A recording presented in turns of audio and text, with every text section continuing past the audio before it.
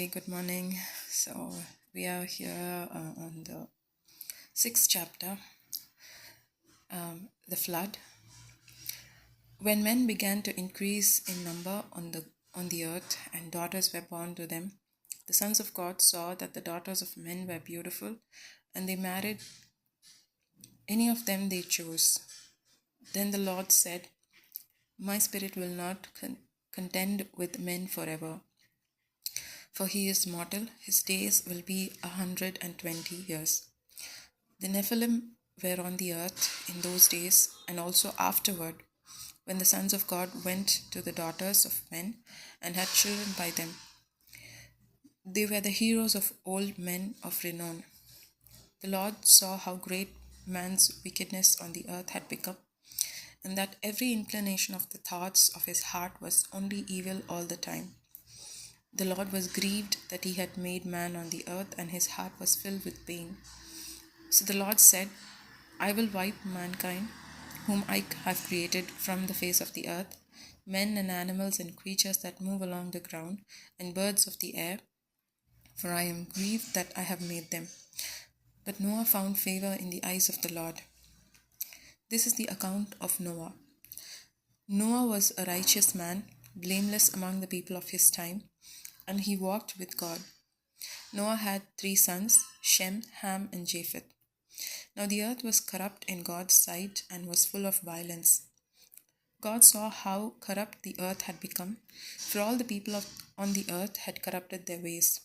So God said to Noah, I am going to put an end to all people, for the earth is filled with violence because of them. I am surely going to destroy both them and the earth. So make yourself an ark of cypress wood, make rooms in it, and coat it with pitch inside and out. This is how you are to build it. The ark is to be 450 feet long, 75 feet wide, and 45 feet high. Make a roof for it and finish the ark to within 18 inches of the top. Put a door in the side of the ark and make lower, middle, and upper decks. I am going to bring flood waters on the earth to destroy all life under the heavens, every creature that has the breath of life in it. Everything on earth will perish, but I will establish my covenant with you, and you will enter the ark, you and your sons and your wife and your sons' wives with you.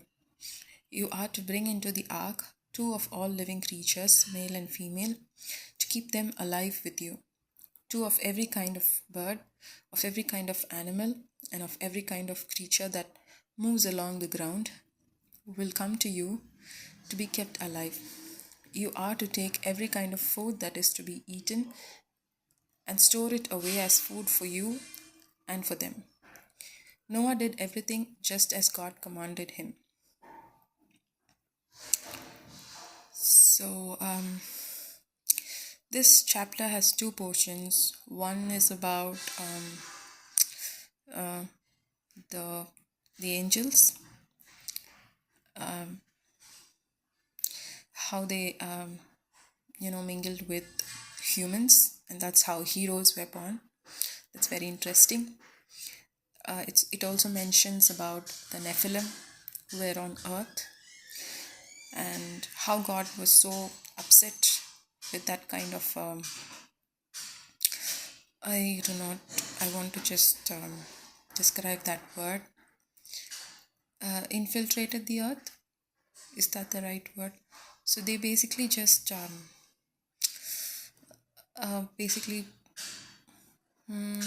just thinking of that word. It's at the tip of my tongue, but I'm not getting it. It's like the word corruption. You just make something pure impure. A pure human race is actually spoiled by this race of Nephilim and angels coming in, and then heroes were born.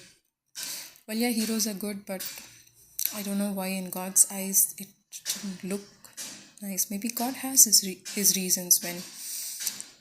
Maybe what I'm thinking is, as I'm saying, describing this, once your race is actually made hybrid combining the DNA of an angel or a Nephilim, then you become a little more powerful.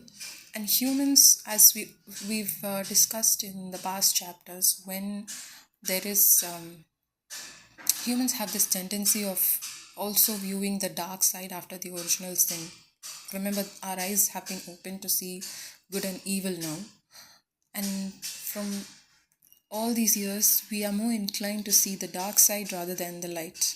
So when, especially it's evident in Cain's actions, right? So once Cain and his descendants become more intelligent too, in going ahead with building cities, they pride in themselves. They pride that they are being backed up by God. So imagine humans, in fact, having that a kind of angelic power in them, angelic strength in them. Imagine the amount of pride and the arrogance that would have been built inside them, that they would have just taken all the other normal human beings for granted.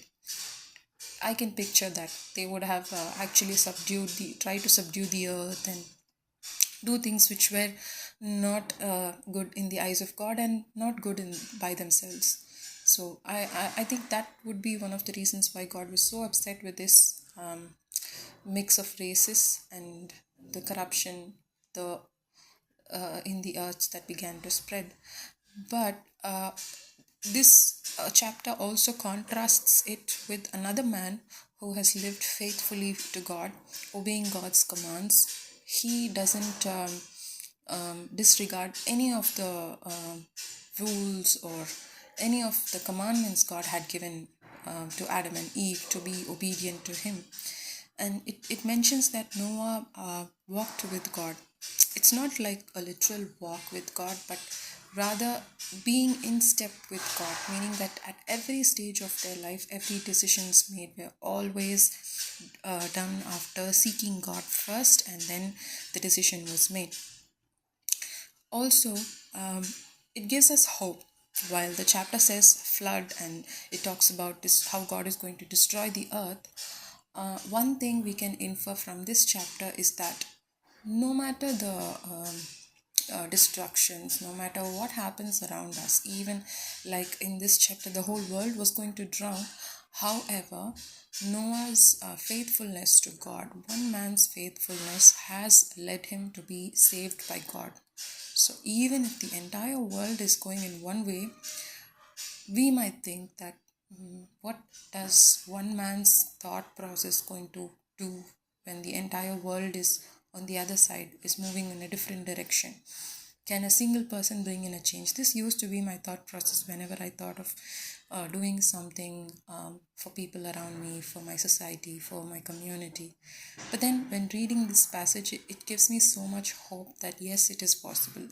When even a single individual chooses to do the right thing, try to make a difference by following what is right, irrespective of what all the others around you are doing, it definitely does make a change. So take hope, not just in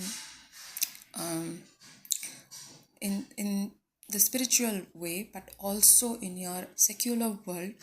Don't ever lose hope that one person's thought process is not going to change anything. Definitely not. If take up the leaders, for example, if you notice a corporate, if you notice the politics, the society, it always boils down to one single person's effort. Someone would have started it and then everybody would have followed him. Someone takes the lead and everybody else would have followed them. Someone would have invented an idea and everything else would have been built up on that idea, and in turn a business empire or a political empire or a society or a community, the values and beliefs of a particular community would have actually stemmed from one single person who started a movement. So everything actually starts from one single person and how strong they are with their commitments, with their convictions, with their values and their beliefs. So today, what I'm thinking is, so when I turn away from the world, it's not being against people around me, but against the beliefs which are contradictory to what is right, contradictory to what God would want in our lives. Because God would always want that which is good for you. It's never something bad. Well, I think many would have heard this being told to us by our elders, but it is so much true. That's one.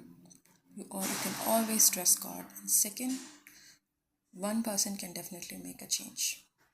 So when you feel like the majority is doing something, I'll just go along with them. Why do I have to take the risk of being different, being the odd one out? Don't. Always do the right thing. Always try to be the one who makes the difference. Who knows, you might end up being the one who's bringing that change, which is much needed at that point in time. Through you, God could be working.